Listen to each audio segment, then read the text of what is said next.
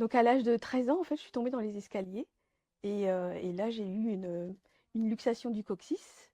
Mais le médecin que mes parents appelaient n'a pas vu qu'il y avait en fait cet accident. Jusqu'à l'âge de 29 ans, en fait, j'ai vécu plus ou moins bien en fait, avec Donc tu ce- sentais des douleurs au niveau tout le temps. du Tout le coccyx? temps, oui. Et au bout d'un an, j'ai rencontré un chirurgien orthopédiste qui m'a dit que l'opération du coccyx était une opération courante et que si on l'enlevait, en fait, je pourrais retrouver une vie normale. En Donc fait, si on enlevait ton ouais, coccyx, tu pourrais te avoir une, plier. oui, m'asseoir, Ouais. avoir des enfants, enfin recommencer une vie normale.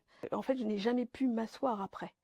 Il y a eu des séquelles au niveau de la jambe. Il a enlevé carrément le coccyx, donc les 3 dernières vertèbres. Comment tu faisais? Parce que est-ce que tu avais de l'aide à la maison? Donc tu devais à chaque fois t'organiser toute seule? Toute Tu seule. habites en région Paris, à À Paris, c'est Paris, ça? ouais.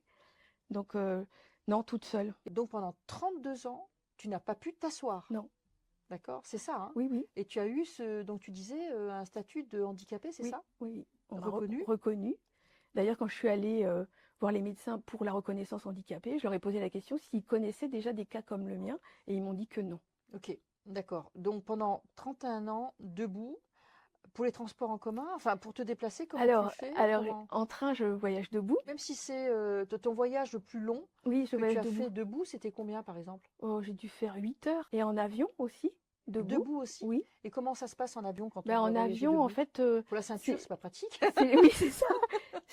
C'est au bon, enfin voilà, c'est à la gentillesse des stewards.